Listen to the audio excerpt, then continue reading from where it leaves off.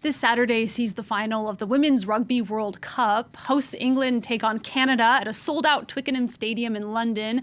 It's due to set a record for the biggest crowd at a women's rugby match, 82,000 people. The Red Roses, as the English side is nicknamed, go into the final as favourites and are looking to win their third title, but the Maple Leafs showed their strength by knocking out defending champions New Zealand in the semifinals. They're also a bit of a Cinderella story. Unlike the English, the Canadians are not a fully professional team, and they made it to the tournament in large part thanks to crowdfunding.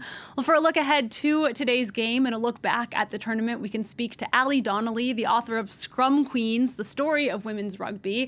Good morning. Thank you so much for joining us.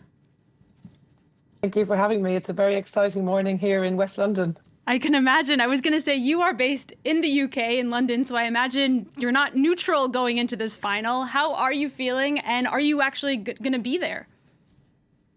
Yeah, I'm actually Irish, so there's no Irish team playing today. So yes, I'll be there. And as you said, this is a record crowd by some distance. You know, it's 20,000 more than we've ever had at a women's rugby game, full stop. So I think for all of us who've been involved in the game for a very long time, whatever happens on the pitch, it's a magnificent day off it. And can you tell us more about these two teams and sort of what we should be keeping an eye on as we watch this game? Yeah, look, they're number one and number two in the world. So it's brilliant for the fans to be able to watch the top two teams in the world. And as you said, Canada have a really amazing story where they aren't as resourced, or they haven't got the same investment as England. But a lot of their players are playing in the French league and playing in the English league. So, you know, they're getting good development and they're fantastic stories behind their athletic, abilities. And the England team, the Red Roses, they are the best resource team in the world.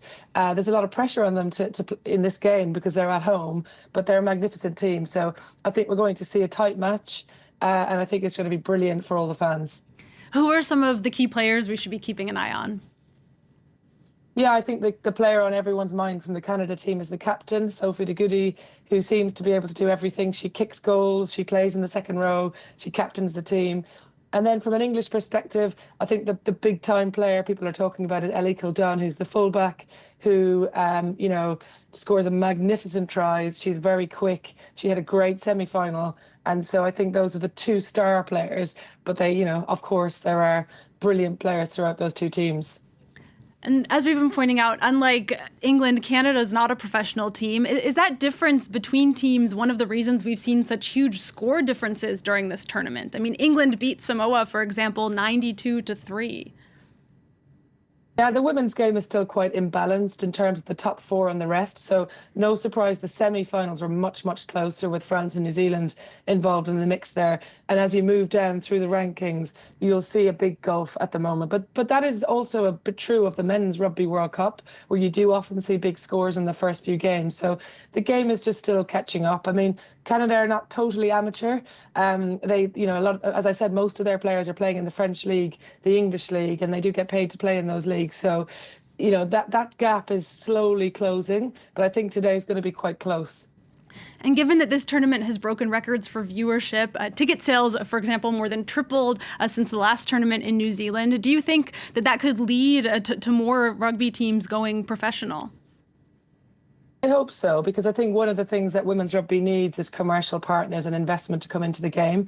And I think if you're a brand and you see huge crowds, great fun around the matches, and big TV audiences, particularly in France and England, actually, you're going to be more likely to want to invest in that. So let's hope that starts to happen. But I do think England have done a terrific job as hosts. The games, 92% of the games have been sold out. The capacity has been sold out, and as I said, huge TV audiences. So hopefully we start to see a bit more money trickle into women's rugby. I was surprised to learn that the Women's Rugby World Cup has been around almost as long as the men's tournament. It began in 1991, just 4 years after the men's. Does that mean that there's any less sort of inequality between the men's game and the women's game than in other sports? Yeah, look, I think it took a very long time for the Women's Rugby World Cup to become a big spectacle that lots of people turned out at. The last time England hosted the World Cup in 2010, I think there were 11,000 people at the final. So you can see how far it's come even in 15 years to go from that to 82. So I think our progress has been slower, much the same as other women's sports. But the last 2 or 3 years, things have really taken off. And I think we are following the trajectory of women's football, particularly here in England, where they were sort of making progress and then it exploded. And I think the same is happening here. So let's hope we can continue the momentum and we don't go backwards. I have a quick sort of personal question because I'm an American and I saw that the U.S. actually won the first ever Women's Rugby World Cup. What happened to the U.S. team after that?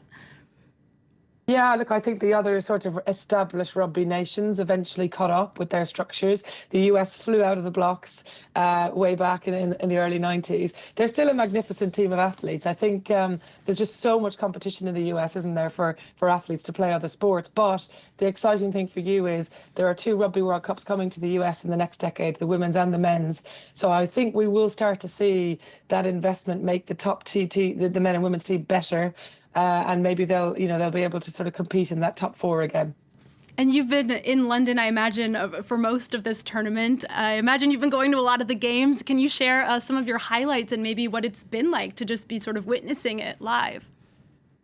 Yeah, it's been incredible. I think some of the highlights for me is actually seeing young boys queuing up to get signatures from players. So we know that the girls will be amazing role models for women and girls. But when I think you see 7, 8, 9-year-old boys in the hundreds queuing up after matches to meet women's players, I think that to me signals the transformation that this tournament's having and the way it's becoming normal for young kids to just see female athletes play like this. So that's been good. I think the Irish fans have travelled in huge numbers, so that was fun and sadly beaten by the French in the quarterfinals. But I think those things, big crowds and the makeup of the crowds, and the young boys just sort of being inspired by women, I think that's been brilliant. And finally, do you want to dare making a prognostic for today's game, both the final and then the game for third place, which is taking place between France and New Zealand? Yeah, France, New Zealand's going to be really interesting. I feel like New Zealand will come out all guns blazing. They've got a lot of players retiring at the end of this World Cup, and I think they will want to put their best foot forward. So I would sadly, for your French viewers, predict a New Zealand win. In the final, I think it will be very tight. I do think that England have better strength and depth, and they have a fantastic replacement bench. So I think England will have enough. They're at home. Most of the fans will be English. So I think they will just about have enough to pull through. But I do think it will be very close. All right, well, I hope you have a wonderful time at the game. I imagine many of us will be watching from home. Ali Donnelly, thank you again so much for joining us today. That was Ali Donnelly, the author of Scrum Queens, the story of women's rugby. A reminder that the Women's Rugby World Cup final between England and Canada is taking place at 4 p.m. local time in London.